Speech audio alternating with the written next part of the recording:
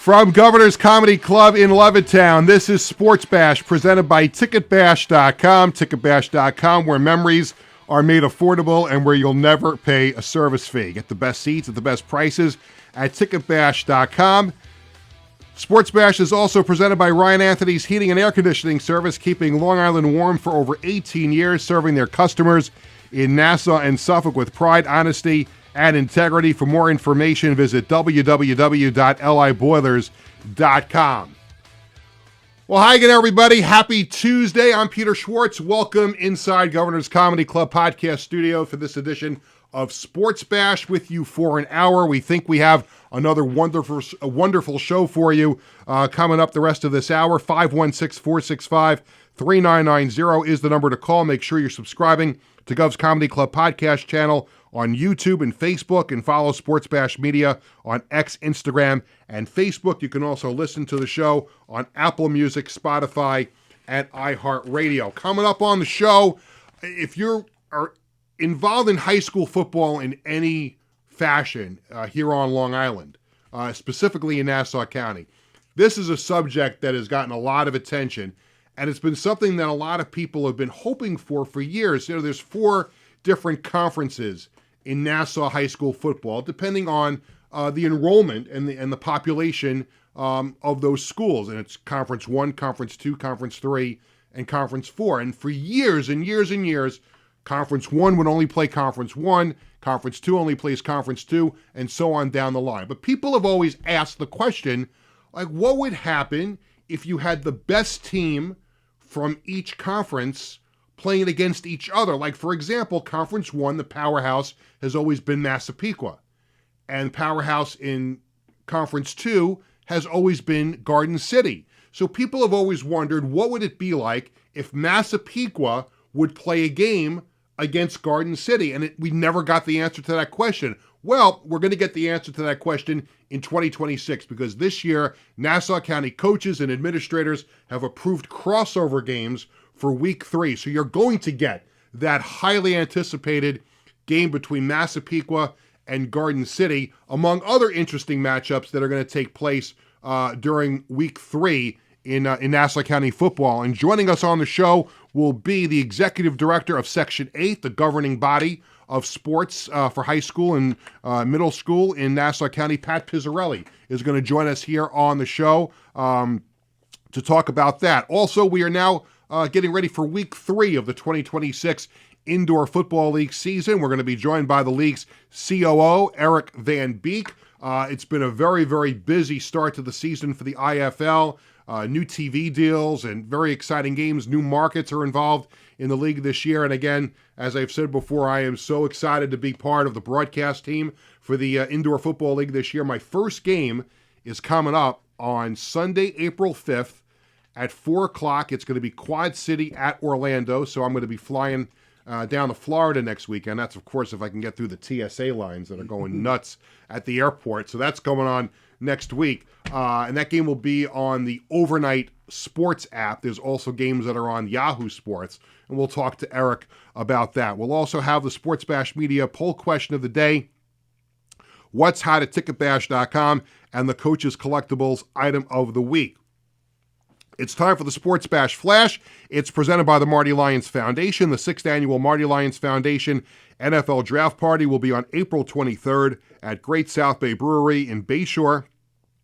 For more information, visit martylyonsfoundation.org. And again, I am so excited to be the MC, the host of this for the 6th straight year.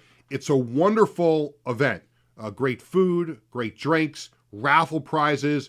Marty is going to be there, obviously. Kenny Schroy, Bobby Jackson. I think Greg Buttle is coming. A bunch of former Jets, former NFL players. I think somewhat in the neighborhood of 300 people were there last year at Great South Bay Brewery. And this is a great year to be at a draft party because the Jets have the 2nd pick and the 16th pick, and the Giants have the 5th pick.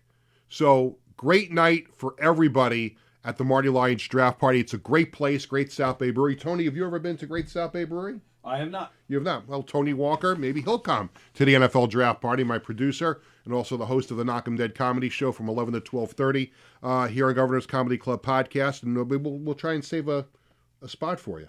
I'm sure it'll be a lot of fun. Are you into the NFL draft? Yeah, why not? Right on. Okay. He just wants to get the free drinks and the food. They got great pizza there. Great pizza and wings. Great stuff at the Marty Lions draft party. Exhibition baseball, Yankees lost to the Cubs yesterday, 15-6, despite 2 homers from Spencer Jones. Yankees and Cubs again today in Arizona before the Yankees travel to San Francisco for tomorrow night's regular season opener. And remember, that game is on Netflix. First ever Major League Baseball game on Netflix is the season opener. I can go on. I can go on a rant about these streaming services, but I really shouldn't do it because I'll be calling football games on streaming services. But again, if you want to watch all 162 Yankee games or all 162 Mets games, it's not like the old days anymore where you have the Yankees were on, and I'll go back before Yes and SNY started. Like growing up and following both teams, the Yankees are on MSG, and then whatever games are on free TV are on Channel 11. And, the Mets were on Sports Channel, and some games were on Channel 9, right? And there was a time where most games were on Channel 9. That changed. Now you have to have 15 different streaming services to watch all the games. I think there's a Yankee-Met game that's on Apple again this year. I know there was a Yankee-Red Sox game on Apple last year, and I think the Mets had a couple of important Friday night games on Apple. This opener tomorrow night's going to be on Netflix. I hope I can figure out how to get the game. We have Netflix. I just always have trouble finding it. And which button do I click to get Netflix on the TV? And my wife and my kids yell at me, like, can't you figure this out? I'm like, no, can you get the game on? God forbid the Islanders are on ESPN Plus, because there's some NHL games that are exclusive to ESPN Plus. And it takes me 5 minutes to figure out how to do it. Because I'm just an idiot when it comes to that. I just what channel is it on? Let me just go on. Is the game on MSG? Is the game on SNY? Is the game on Yes? We just don't live in that world anymore. Speaking of the Mets, though, the Mets announced that Carson Benj will be their opening day right fielder. And the Mets open up Thursday against the Pirates at Citi Field. I know, Tony, you're pumped up for that. Very. We're going to be able to catch a little bit of it after we do the show on Thursday, so we'll be running home and watching the end of that one. NBA, the Nets lost to the Blazers 134-99. Tonight, the Knicks look for their 7th straight win when they host the Pelicans. I think the Knicks are still scoring from the other night. I went with my family to the Knicks game Sunday night at the Garden, and they beat the Wizards 145-113. And they must have scored 20 points in the last 3 minutes because we left with 3 minutes to go in the game to make sure we got the train. Otherwise, we would have had to wait 45 minutes for the next train. So I think we left, it was like 120-something, and then we're getting on the train. I look at the phone. The Knicks finished with 145 points. So all the spare players they brought in at the end kept pumping them in. The Wizards stunk. They were without 2 of their best players, Anthony Davis and Trae Young. But we had a blast. It's always fun to go to a Knicks game at the Garden. Senators-Rangers last night. The Rangers lost to the Senators 2-1. Tonight, the Islanders host the Blackhawks. The Devils visit the Stars. That's what's happening. Sportsbash Flash is presented by the Marty Lions Foundation. I wasn't going to start with this, and I really shouldn't really comment at all. I'm really not going to, but I just want to bring something to light. Remember during the whole late night TV wars, Letterman went to CBS. Jay Leno got the Tonight Show. Conan was late night. And then eventually, when Leno retired, Conan got the Tonight Show for 7 months. And then Jay wanted it back. And so there was all kinds of stuff going back and forth between NBC and Leno and Conan. And I remember, David Letterman was great when it came to this because he just had that personality to kind of deal with nonsense that was going on. And I remember his monologue one night, or it might have been right after the top 10 where he was sitting down back at his table. And he was talking about what was going on at NBC, and you're talking to Paul Schaefer, like all that smoke and fire that's going on over there. And he said, I promised myself I wasn't going to talk about this, but I just can't help myself. And I kind of felt that way about what's going on at another outlet, that I'm still technically employed at, although not there as often as they used to be.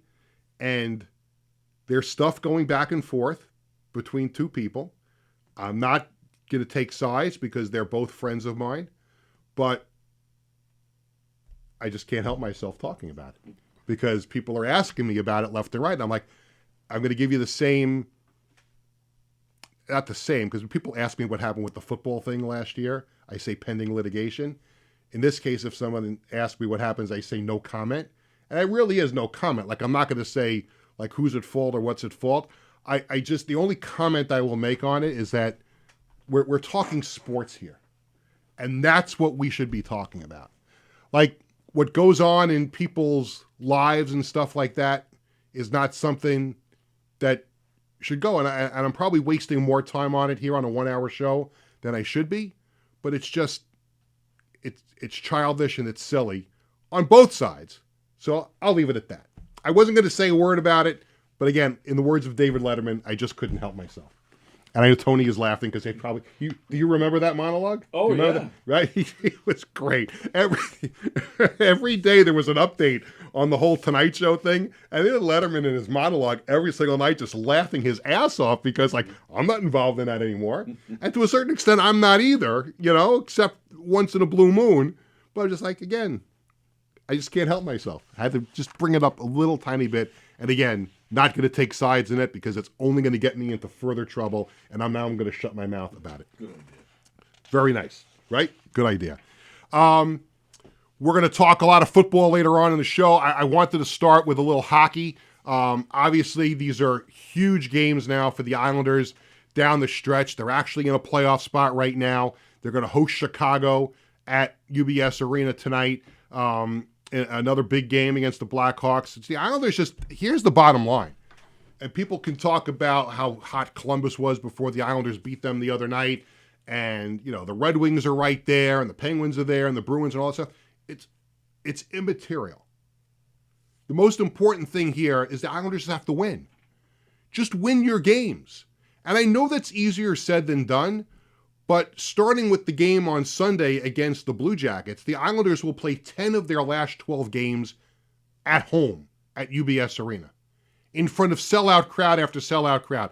I forgot what the number is now. I think it's 14 straight sellouts. I'm sure tonight is a sellout as well. And the Islanders are going to sell out every game the rest of the season. But irregardless of that, it comes down to the Islanders winning their games. It's simplistic to say, if you said at the beginning of the year the Islanders would be a point up on the playoff spot. I even said it the other day. I said to a good friend of mine who's an Islander fan, if I told you before the season that the Islanders with 12 games to go in the season would be 1 point out of a playoff spot, I said you would be crazy. Would you take it? Yes, 100%. Okay, so the Islanders were 1 point out. Now they're in the playoff spot. I did not. Go back and let's watch a couple of shows from before the season started. I wasn't sure if the Islanders were a playoff team. So the fact that they're in this race right now with the team that didn't make the playoffs last year, most of the players back, and an 18-year-old defenseman, that they're in this, enjoy it. Now, it'll be disappointing if they don't make the playoffs. I'm not saying I'm going to sit here and say, oh, well, you know what, they're a year ahead of schedule. No. You're in it, you want to make the playoffs. Because now you want that taste. You want Matthew Schaefer to get that taste of the postseason. You want Cal Ritchie to get that taste of the postseason that so many of those other guys on the team already have. The Anders Lees and the Matt Barzells of the world already have that playoff experience from a couple of runs to the semifinals. But you want to see Matthew Schaefer. How does he react? You want to see it. But here's, again, the bottom line. Just win the games. I had someone tell me the other day, oh, they got some tough games. They play Buffalo twice. Oh, who cares? Win the games. You got to win. And don't worry about backing in at the end of the season and hoping for help. You've got destiny in your hands right now. You've got 9 of your last 11 games are in your building. And a lot of those games are against teams that are not playoff teams. So you got to go out and win the games. End of story, period. And it starts tonight again with Chicago. You got to get the 2 points and get them in regulation. Because regulation wins as a tiebreaker, and that's important. I mean, the Blackhawks should present very little challenge to the Islanders tonight, And I'm sure now as I say that, watch what's going to happen. But these are big points, and the Islanders got to come up with a huge win.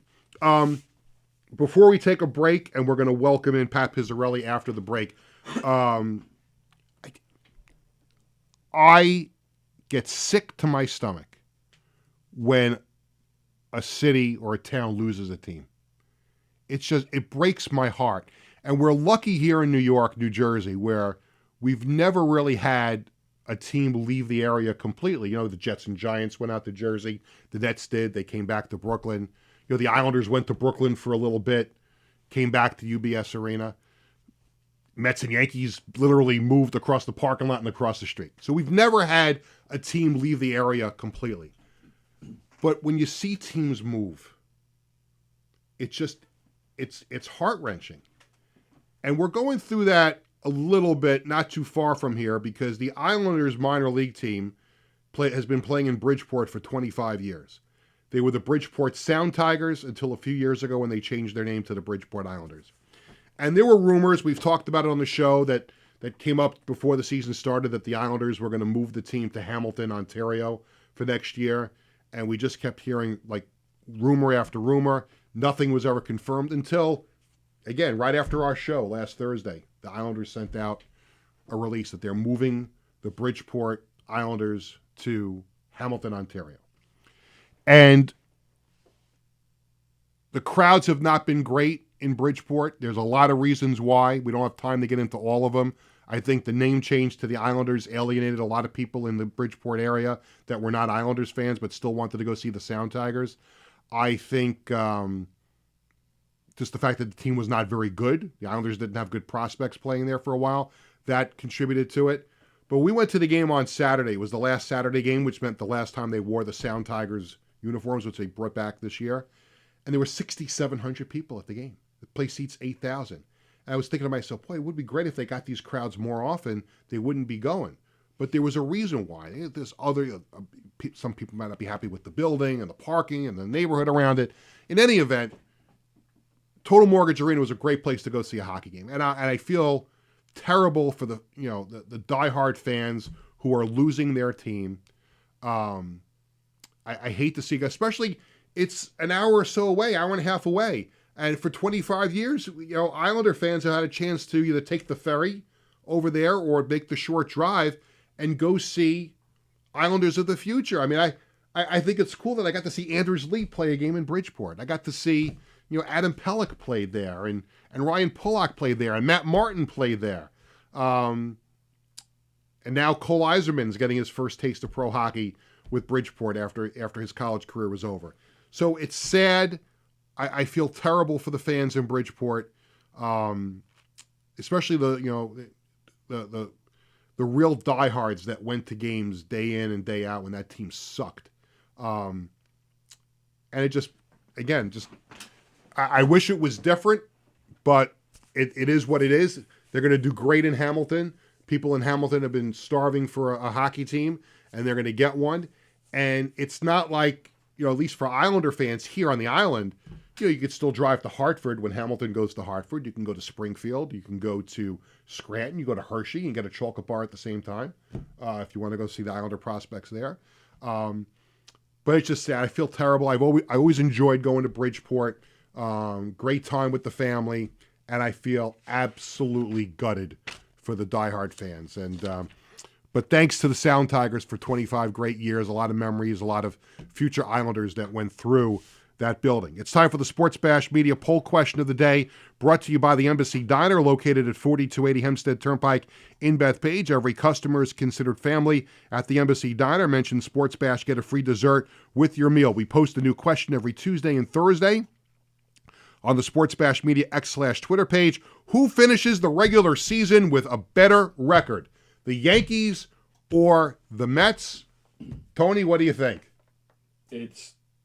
Is that a load? It's a loaded question, isn't it? It's the Yankees. I think it is. And I don't think it's going to be that, big of a separation. I mean, I think it'll be by a few. It's not like the Yankees are going to win 114. The Mets are going to win 78. The Mets are going to be a playoff team, I believe. The Yankees will be a playoff team. But I would say probably the Yankees win a few more. We're going to take a break. When we come back after a quick word from the Embassy Diner, we're going to be joined by Section 8 Executive Director Pat Pizzarelli when we come back right after this. Hi, I'm Peter Schwartz. And I'm Vinny Tickets. We want to take a moment to talk about our fantastic sponsor, the Embassy Diner. Embassy Diner has been a beloved staple in the restaurant industry for over 50 years. And the great thing about it is when you walk through the door, you're not a customer, you are family. Every visit promises to be filled with warmth, love, and respect. And here's an extra treat. If you mention Sportsbash during your visit, you enjoy a free dessert on the Embassy Diner. Come on down to the Embassy Diner, where great food and great company are always on the menu. Visit the Embassy Diner, located at 4280 Hempstead Turnpike in Bethpage.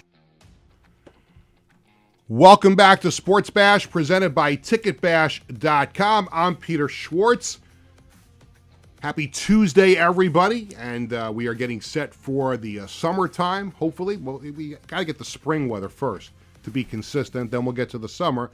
And before you know it, it's going to be the fall, and that means football season. And here on Long Island, specifically high school football season. And as I said near the beginning of the show, we always wondered, anybody that was in the Long Island football community, especially here in Nassau County, we always wondered, what would it be like if there were crossover games, if the best team in Conference 1 played the best team in Conference 2? And we never were able to answer that question until now. In 2026, in Week 3 of the Nassau County high school football season, we will have, for the first time ever, crossover games. And that will include a game that will be circled on the calendar from now until Week 3 of the 26th season, when Garden City takes on Massapequa. And joining us here on the show to talk about what I think is great for Long Island football fans and players and coaches and families is the executive director of Section 8, which governs high school sports here on Long Island. He's Pat Pizzarelli. Pat, it's Peter. How are you, sir? Doing well, Peter. How are you doing? I'm doing great. When I saw the news last week, I said, I got to get Pat on the show because this is a great thing for high school football here on Long Island. It's taken a long time for this reality to finally happen. From your perspective, what are your thoughts on this? And did you think it was ever going to happen? I'll answer the second question first. No, I didn't. I really didn't think that would happen. But the coaches got together and they felt they wanted to do something to really boost Nassau County football. And they came across with this plan, and it was voted in a couple of weeks ago by all the athletic administrators. And so we're going to have these crossover games on Week 3, and it's real exciting. Yeah, I'm looking forward to seeing this. So you're going to have Conference 1 teams playing Conference 2 and Conference 3 teams playing Conference 4. Pat, is this a one-year trial run, or is this going to be a permanent fixture in Nassau County football? I believe we're doing it for a year. We're going to reevaluate after the year. You know, like we do anything. We always try to improve. And we try it out, and then we sit down, talk about it, and we go from there. So the big marquee game during Week 3 here in Nassau County is going to be a game that so many people, I mentioned it before, there have been so many people for years now who have wondered what would happen if Garden City, a powerhouse every year in Conference 2, would play Massapequa, a powerhouse every year in Conference 1. Now we're going to have that game. It's going to be kind of like the Super Bowl of Nassau County high school football in Week 3. How excited are you for that? I'm real excited, Peter. You know, I don't know if you know this. I'm a graduate of Massapequa High School. Okay, I did not know that. Back in the day, you know, Berner Middle School was a high school also. And they were very competitive, just like Massapequa was competitive. And my junior year, we played Berner High School. And we actually lost to Berner High School. In overtime. We had 13,000 people at that game. That was bragging rights of the Massapequas. And 13,000 people. Well, where was that game played that you had 13,000? Berner High School, the old Berner High School field. They brought bleachers, and both end zones were packed with bleachers. They brought bleachers in. Tyne Oyster Bay sent bleachers in, and it was packed. So now when you think about this game now, Garden City, 5-time Long Island champ against Massapequa, the last 3 years Long Island champ, playing each other on Week 3, you know, I could see 13, 15,000 people at this game. I mean, I think anyone with any interest in high school football will be at this game. It really calls for a couple of things, this game. It's going to be so much interest in it. It calls for probably to be a night game somewhere. I mean, how great would it be if that game was under the lights? I know a lot of people have brought this up on social media. A game of that magnitude maybe should be played at a neutral site. Has there been any discussion about moving that game to a neutral site, or will it take place as scheduled in Massapequa? Well, it's Massapequa's home game. I know the interim athletic director there, Matt McLeese, is looking at all options. I know we had a conversation, and if we could find a stadium that, doesn't, price it out of the ballpark park to go there, they might be interested in moving that game, and Garden City, we have to agree to move it to a night game, because we schedule in Nassau County with football. It's scheduled for a certain time, a certain date. Both teams have to agree to move it. Right. But I agree with you, Peter. It should be a night game, either Friday or Saturday night. Almost like a standalone game. Yeah. I believe we would sell any stadium out that we played in. I think that would be absolutely tremendous. It would get so much attention. I'm sure our friends at Varsity Media would want to broadcast that game. I think it would be wonderful. We're talking to Pat Pizzarelli, the executive director of Section 8. We're talking about the Nassau County 2026 football schedule that now is going to include crossover games in week 3, and some of these other games are very interesting. You're going to have the second seeds. Cary is going to play Oceanside, the third seeds Long Beach and Farmingdale, the fourth seeds Mepham and Port Washington. I think it's going to be fascinating, Pat, to see how these coaches game plan for these cross conference games, because they're not going to count towards, I imagine they're not going to count towards the conference schedule, but it's going to be interesting to see how they plan and treat these games in week 3. Well, it is considered a league game, even though it's a crossover, so it will count to some extent, with the PowerPoints. It will count to some extent. I don't know all the ins and outs of that because I'm not involved in that level anymore. But, I think right down the line it's going to be very interesting, because these schools are going to be playing a team now they haven't played. I don't know if Massapequa ever played Garden City in football. I don't believe so. Not in my lifetime. They haven't. So, and some of the other games too, Cary Oceanside, I don't believe they've ever played. So, I think it's going to be a fun weekend, and I'm really excited about it. Now, as much fun as these games are, especially Garden City and Massapequa, I do have a little bone to pick with you, because there is a game on the schedule that is going to cause some grief within the Schwartz household.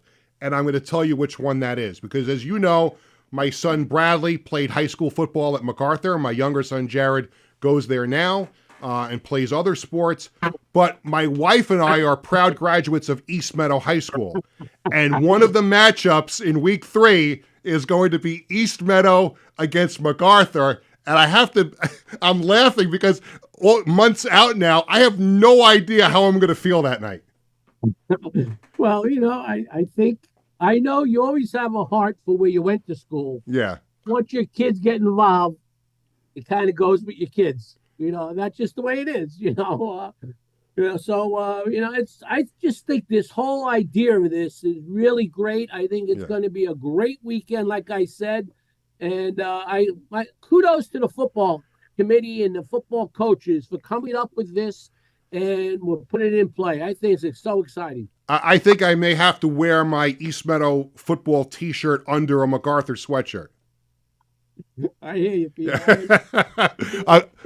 A couple of more quickies that I wanted to ask you before I let you go, and we appreciate your time on the show. Now that we got these crossover games in, another hot topic of conversation here on Long Island has been if there is ever going to be participation of the Nassau and Suffolk teams in the state championships. I know that's been a huge topic of conversation. There's opinions back and forth. Where do you stand on that? Do you think there will ever be a day where Long Island is involved in the state playoffs?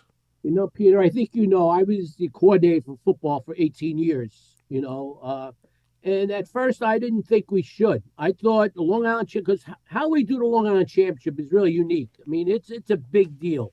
It's every kid's dream that plays Nassau or Suffolk County football to make it to the Long Island Championship. First for the Nassau kids to get the Hofstra, for the Nassau County Championship, then to play for the Long Island Championship. But as I've gotten older and I'm in a different seat now, it's the only sport we don't go to the state championship in. And are we doing our kids a disservice? I think we need to look at it, but we don't want to disrupt everything we've been doing. Right now we have an 8-game league schedule. Then we have a 3-game county playoff, then the Long Island Championship. We probably can't maintain all those games. We probably have to go to a 7-game league schedule, maybe even 6. Well, you did 6 during COVID, and I think it was still a pretty good season, even with all things considered. Other sections do 6. I think what we're going to do, we'll continue to look at it, and I would hope at some point we do. But when that's going to happen, I couldn't tell you. And one last thing, and this is always a concern every year when the football season starts, and really all the sports too, is the amount of officials that we have. And you don't want to overwork the same handful of officials. I know it's been a problem. You're dealing with behavior by parents and things like that. How is the officials situation right now on Long Island as you get ready for spring sports and looking ahead to the fall? We're in dire straits, to be very upfront with it. We every sport we need officials. So if the people are listening to this and you have a real interest in sports, please come take the classes and come out on the field and officiate. You start at the middle school level, then gradually go up to JV and varsity. But, many of our middle school games are scrimmages because we just can't put officials on those games. So it's dire. That's why if you are listening to this pod, please behave at the games. Let the officials do the best they can. Don't yell at them. They miss calls. Yeah, we all miss calls in everything we do. But leave them alone. Let them do the best they can. And this way we can try to recruit more officials. And we need people out there to do that. I think that's very important and 100% correct. Well, Pat, I can't thank you enough for spending some time on the show with me. We were all excited about Week 3 this fall with the crossover games, especially Garden City and Massapequa. And in my house, it'll be MacArthur and East Meadow for bragging rights. So we're looking forward to that. And I will see you, I hope, at the Marty Lions draft party. You going again this year? Actually, I'm going to miss it this year. I'm going to be away. But I will make a donation because, I love the draft party. It's a lot of fun. But I love what Marty does, too. So I will make a donation since I won't be there. But, Peter, I'll see you down the road. I always run into you. You know that. Everywhere. I'm like a good rash. I'm all over the place. Well, thanks for the invite, Peter. I appreciate it. You got it. Thanks, Pat. Well, bye-bye now. You too. Pat Pizzarelli, Section 8 Executive Director. This is going to be awesome. I mean, there's going to be a lot of eyeballs, especially the Garden City Massapequa game. And, again, that's Week 3. So it could be a lot of things in play for me that weekend. I don't know, wherever Bradley is going to wind up playing college football is going to be one thing. You're going to have the Garden City Massapequa game, which, you hope is a standalone game so as many people can go. And then, of course, what to do with East Meadow and MacArthur. What do my wife and I do? Do we go, and the game is at MacArthur. So that's the other problem with this too, is that we live in the MacArthur community, Levittown, Wantagh, Seaford. And, it's very, very football frenzy our games are mostly on Friday nights and we pack the stands for these MacArthur football games. But the East Meadow fans are going to be across the field on the other really nice bleacher on the other side. And so what do we do? Do I go over to the East Meadow side for the first half, showing my East Meadow football t-shirt? And risk pissing off some people in the community? Or do I just go on the MacArthur side? Do I stay in neutral clothing that night? Like, what do I do? Tony, help me out here. Am I in a dilemma or not? My wife, too. There's no dilemma. There's no dilemma? No dilemma. You guys left East Meadow. You left. You're part of a different community. But I still have East Meadow blood in me. No, like that gentleman said, your kids are MacArthur. That trumps over everything for you guys. It's all over for you guys. It's all about the kids. Now, you're a part of a community in Levittown now. There was one. there was 1 year where East Meadow, because of the population and the enrollment, dropped down to Conference 2. So there was 1 year where MacArthur played at East Meadow, and Bradley was on JV at MacArthur. So again, there was no doubt I was rooting for MacArthur that day because he's part of the MacArthur football program. But is it different now that he's not playing for them anymore? Now Jared's playing other sports at MacArthur, so we're still a MacArthur household. But there's still part of me that I got East Meadow Jet blood in me. You moved to Boston. Are you wearing a Boston hat? F no. Well, there you go. So, no. I guess that's a good point. We'll see. That's going to be tough. That's going to be a rough evening or afternoon, depending on whenever that game is. It is time for What's Hot at ticketbash.com. St. John's will be playing Duke in the Sweet 16 of the NCAA tournament on Friday in Washington, D.C. The Yankees open up their season tomorrow night in San Francisco. Still time to hop on a flight and go out to Frisco and see that game. Mets play their season opener Thursday against the Pirates at Citi Field. By the way, that game's going to be on NBC. It's not an SNY game. NBC. Both Yankee and Mets season openers are going to be devoid of their announcers. You're going to have to watch the Yankee game on Netflix tomorrow night, and the Met game is on NBC. Remember, NBC is back in the baseball business this year, NBC and Peacock. Knicks host the Pelicans at the Garden tonight. Islanders host the Blackhawks at UBS. The Islanders will host the Stars Thursday and the Panthers Saturday afternoon. FDNY NYPD hockey game is at UBS Arena on Sunday afternoon. Concerts and shows. Cardi B is at MSG tomorrow night and Thursday night. Barry Manilow is going to be at UBS Arena on April 13th. Wrestling fans, WWE Monday Night Raw, March 30th at the Garden. NXT is at the Theater at the Garden the next night, March 31st. Get the best seats at the best prices with no service fees at ticketbash.com. Coming up next, we're going to talk Indoor Football League with their Chief Operating Officer, Eric Van Beek. That's when Sportsbash returns right after this. Hi, I'm Peter Schwartz. And I'm Vinny Tickets. We want to take a moment to talk about our fantastic sponsor, the Embassy Diner. Embassy Diner has been a beloved staple in the restaurant industry for over 50 years. And the great thing about it is when you walk through the door, you're not a customer, you are family. Every visit promises to be filled with warmth, love, and respect. And here's an extra treat. If you mention Sportsbash during your visit, you enjoy a free dessert on the Embassy Diner. Come on down to the Embassy Diner, where great food and great company are always on the menu. Visit the Embassy Diner, located at 4280 Hempstead Turnpike in Bethpage. In 1982, the Marty Lyons Foundation began with a single heartfelt mission: to bring moments of joy and hope to critically ill children by granting wishes that make their dreams come true. Since that day, we have touched the lives of over 8,600 families, raising over $44 million to grant wishes that offer a beacon of light in their darkest times.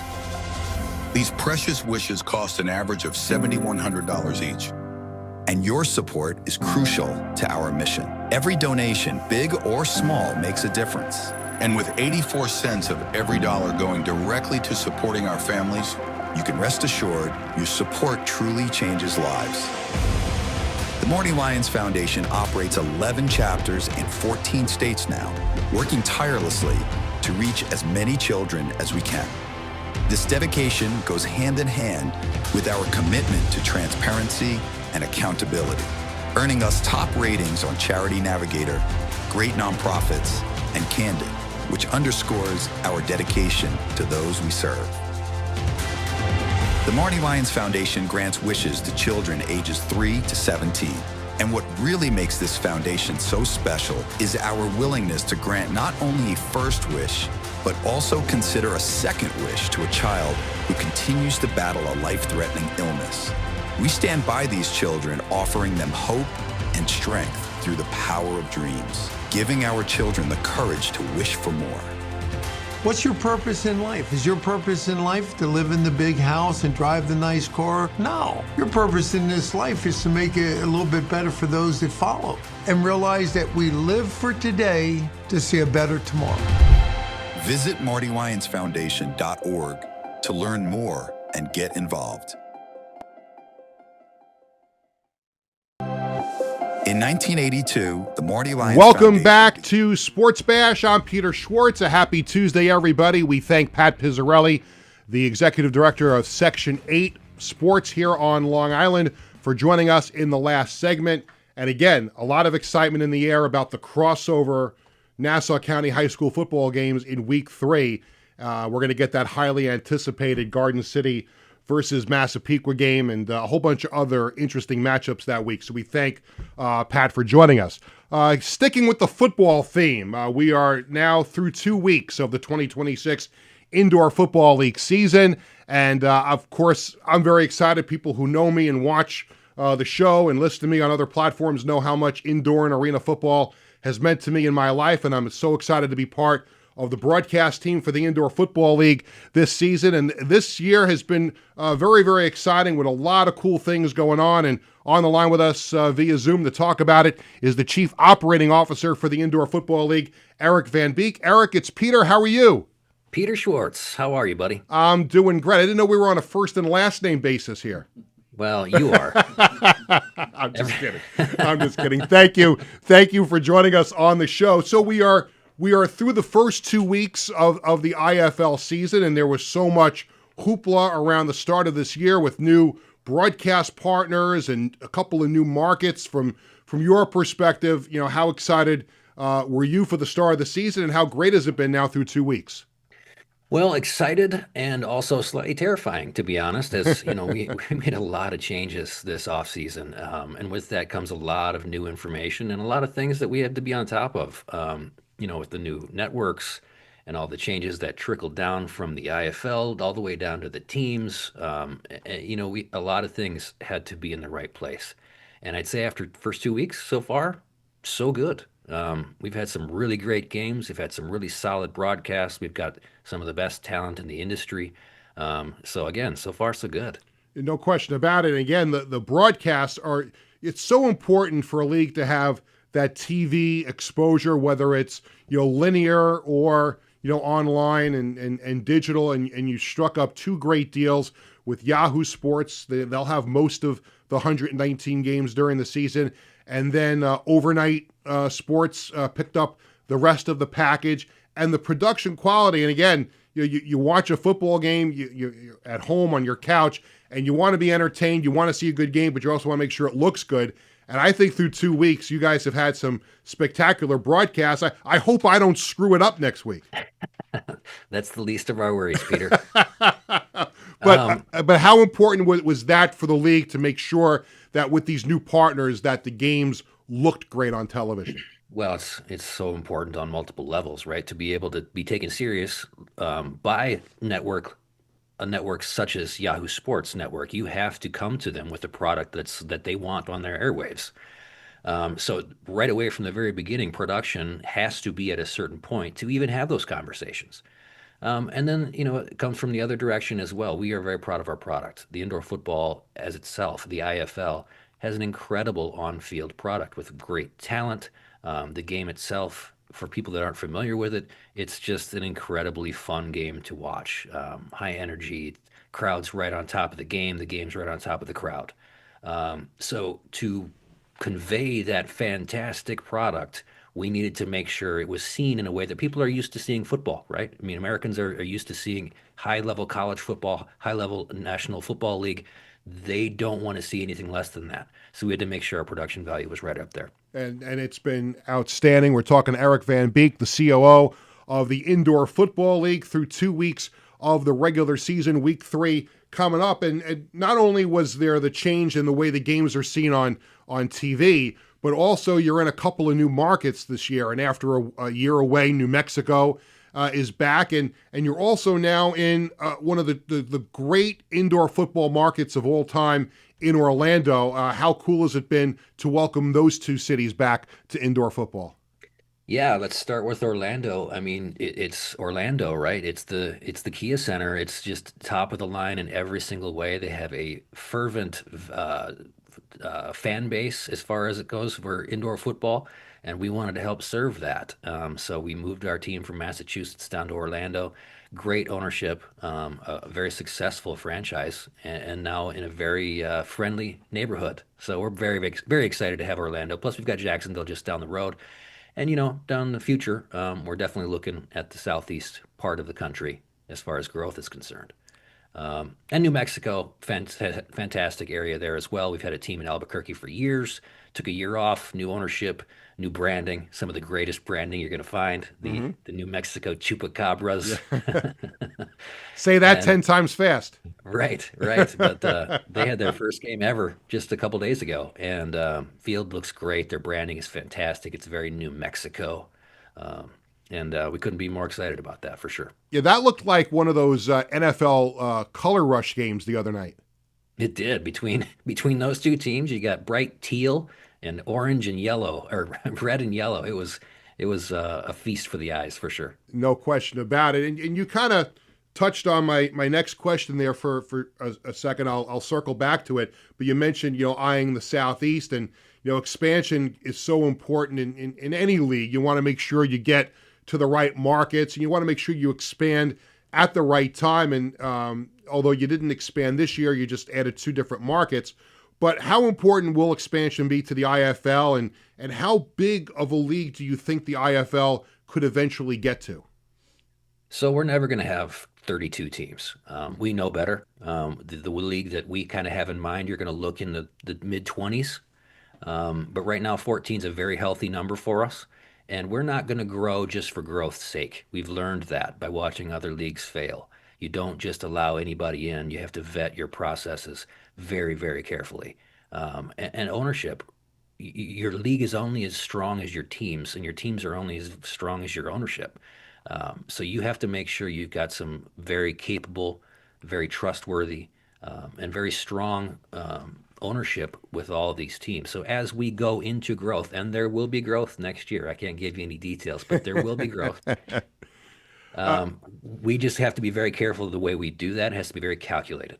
And with that growth, obviously you need, great leadership within the league. And there's yourself, and there's Commissioner Todd Tryon and Jared Widman, who's the president on the business side. And you've put together an amazing front office with the league, and with that and the great ownership, there's so much excitement around the league. How special has that been for you to see the team that has been built around you? It's been the perfect storm this year. So Todd's been around forever, so have I. I've been in indoor football for almost 20 years in some form or another. So is Todd. So it's Allison and Kaylee, who are also huge parts of our staff. And we built this foundation. We were building it to a point of growth where we could take a big swing, and that's where Jared comes in. He's our cleanup hitter. He has just incredible talent. That guy has a unique mind and a unique way to work with people, and he has great connections, and he has been the catalyst, basically, for this gigantic step that we're taking in 2026. And one of those steps you're taking in 2026 is something I think is really cool and really unique. You're going to have an in-season tournament in May at the American Dream Complex in New Jersey. It's the IFL Cup, where you're going to bring 4 teams to New Jersey for the week. You're going to have 2 semifinal games on May 18th on a Monday, and then the following Sunday, May 24th, you're going to have a consolation game and a championship game at a venue that has seen sports events there before. It's a very unique spot to have a professional sporting event. What's your perspective on that? How excited are you to see the IFL Cup? Well, we love a good spectacle, Peter, and that's exactly what this is going to be. It's you take an incredible game, an incredible, fun, exciting, action type filled game, and you put it in a venue like that, which by itself, the venue is one of a kind. If you're not familiar with the American Dream, there's an indoor ski hill with a lift and everything. This place is insane. And to be able to put in a place like that, the field is a full regulation size hockey rink with a triple decker viewing area all the way around. It is incredible. And then of course, that creates all kinds of opportunities when you're talking about, building relationships with new partners, finding new eyeballs, even getting into that part of the country, the Northeast. It creates a lot of avenues that we want to eventually travel. And I'm sure there's going to be a lot of indoor football fans in this area that have been devoid of the sport for a long time. There's been teams on Long Island and New York City. There's been teams in New Jersey in the sport before. So I'm sure it's going to be great. I'm sure you'll welcome in some of the nostalgic fans that may want to get a chance to sample the IFL that week. That's who we're trying to reach. Those, and then whoever else happens to be walking around that gigantic complex. And then also all those games, 3 of the 4 will be on Yahoo Sports Network and the other on overnight. So, yeah, for sure. We're trying to reach all those people. Yeah, it's going to be awesome. Eric, thank you so much for spending some time here on the show. Excited to meet you at some point at one of the games I'm doing, certainly at the IFL Cup in May, where I'll be the PA announcer for those 4 games. But thank you so much, and congratulations on all the success with the league, and best of luck with everything moving forward. Yep, we're just getting started, Peter, and we're glad you're part of it, buddy. I am so excited, words cannot describe it. Thanks, Eric. You bet, thanks. Eric Van Beek, the Chief Operating Officer of the Indoor Football League. And again, I'm tickled pink to be part of this. Again, people know how much this sport means to me. Not to dredge up bad memories, but what I went through in it last year. But we don't want to talk about that anymore. What was that movie? The animated movie, We Don't Talk About Bruno. What was it? There was an animated movie I went to go see with my family, and there was a song, We Don't Talk About Bruno. Well, I really shouldn't talk about what happened last year anymore, but it's kind of therapeutic to talk about what happened. And listen, I landed very nicely. It was a nice, soft landing in a really good spot with the Indoor Football League, and I am so excited to be a part of it. It's time for the Coaches Collectibles Item of the Week. Coaches Collectibles, your number one source for 100% authentic sports memorabilia and live public autograph events.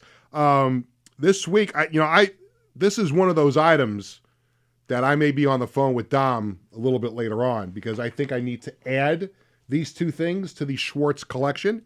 They are a pair of Islanders Upper Deck Young Guns rookie cards, Matt Martin and Casey Cizikas, and we put this out there at a time when the most sought-after hockey card right now is the Matthew Schaefer Young Gun rookie card that's in the Series 2 of the Upper Deck series this year. And so far, no dice for us with getting that. We've gotten some pretty good cards so far in the packs that we've opened up, but still looking for that card. And it's going to have to come in the pack. It's going to have to come in the pack, because right now, if you went to look on eBay or on Facebook Marketplace, if people are lucky enough to have pulled that, it's going for $300 in that area already. And he's 18 years old. $300. There is actually there's a card show, I forget where it is, here on Long Island, I think on Sunday. And I don't even want to know what the dealers are going to be charging for the Matthew Schaefer rookie card. If it's $300 on eBay, what are some of those people going to charge at those shows? But anyway, I'll get one eventually. I'll figure it out. So Matt Martin and Casey Cizikas, 2 great rookie cards there. Check out Coaches Collectibles online at www.coachescollectiblesny.com and use code SPORTSBASH for free shipping on all orders. Some upcoming shows. We have no guests booked yet for Thursday. We are going to talk about St. John's. We're going to get a college basketball guest on Thursday to preview the St. John's Duke game on Friday night in Washington, D.C., and I think we'll talk a little baseball on the show on Thursday as well. So stay tuned to our social media and find out who we're going to have on the show on Thursday. On Thursday, April 2nd, that's next Thursday, so a week from this coming Thursday, April 2nd, we'll have our next FOP Friend of Peter co-host, and I'll be joined for the whole hour by NHL.com managing editor Brian Compton. Brian was diagnosed with multiple sclerosis in June of 2024. He'll be taking part in the Walk MS 2026, May 16th at Jones Beach. 10 o'clock start for that. Join Team B Comp by scanning the QR code on your screen. Excuse me.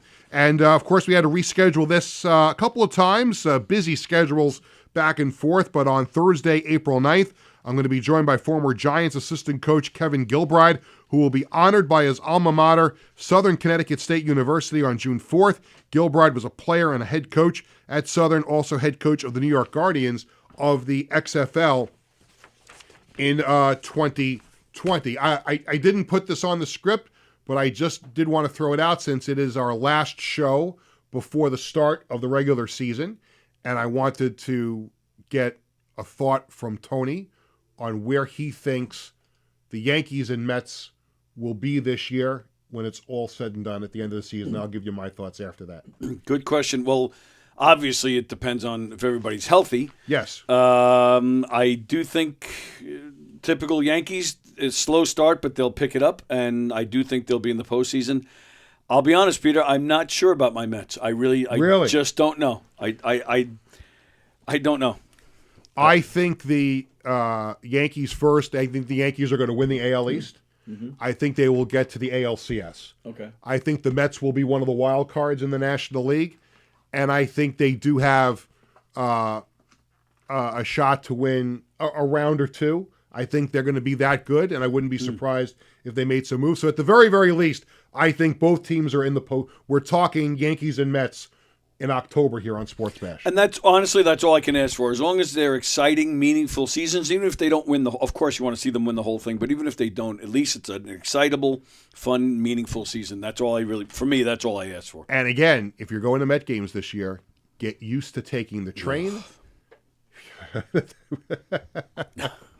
By the way, I don't know if we've talked too much about this, but I went to the What's New at Citi Field thing last year, but you probably read about it. There's going to be some shuttle buses. Yes, I did. From Walt Whitman Mall and Roosevelt Field. Right. And I'm actually curious because I think a family of 4 to go on the bus is like $24. Yeah. It's actually, you know what? And I remember saying when they first announced that they were going to build the casino and all that stuff going on around Citi Field, like the Mets need to work with all these other organizations to make sure people can get to the games. And I think the Mets have done as good a job as possible in laying out these plans. They're offering discounts on the Long Island Railroad. They've got some deals with some other parking places around the Flushing area. But I think for fans on Long Island, if you're near Walt Whitman Mall or you're near Roosevelt Field, hop on the bus and relax, and yes. You don't have to deal. I mean, there'll be traffic, but like you don't have to worry about stopping and starting. I'm intrigued to take the bus from Roosevelt Field. I really am. Yeah, I am too. I'm curious to see how that works. Yeah. I think it's going to be interesting. And I showed my son Bradley. We were in the Great Neck area yesterday because I used to live in New Hyde Park. Oh, okay. And a lot of times when I had to go to Met games, or even if I had to go into the city, I would drive from New Hyde Park to Great Neck. And the parking is only a challenge at that little train station there in Great Neck. Mm-hmm. But you're 2 stops from Citi Field at Great Neck. So if you can get there after 5 o'clock when you don't need the permit anymore, and you can get a spot in that lot, that's a great place to park and take the train. Yeah, good point. Anywhere in Nassau County, you get the best of both worlds. You drive some of the way, and you get on the train at Great Neck, and you get 2 stops here at Citi Field. Yeah, I mean, either way, it's a hell of a lot cheaper than parking. And you got to worry now about, parking pass in advance. Right. And what happens if the game gets rained out, and then you get the parking pass for the next game? It's a lot of questions. I think people are just going to try to do the thing that's going to make their lives the most easier. And I think mass transportation is going to be the way to go. Absolutely. Yeah, I don't know if I want to leave my car at Roosevelt Field, though. That's the other thing too. Well, now then that brings up a whole nother subject. That do you Uber to Roosevelt Field and then you take the bus, or do you just say, you know what, the hell with it, I'm just going to get on the Long Island Railroad and just take the $5 off and go do it that way? Or I'll stay home and watch it on TV. Watch it on SNY. Well, on SNY, not NBC. Or Peacock or Apple or Netflix, Juju, Hulu, whatever the hell is, I don't know who else has baseball games on. Unbelievable. This year. That'll do it for today's edition of Sports Bash presented by Ticketbash.com and Ryan Anthony's Heating and Air Conditioning Service. Thanks to my guests, Pat Pizzarelli and Eric Van Beek. Thanks to Tony Walker and everyone here at Governors. And thanks to our social media coordinator, Leanne Burgess. Sports Bash is sponsored by the Embassy Diner in Bethpage, Coach's Collectibles, and by the Marty Lyons Foundation. Thanks to everyone for watching. Sports Bash is back on Thursday at 1 o'clock. Have a great day, everyone, and let's go Islanders tonight.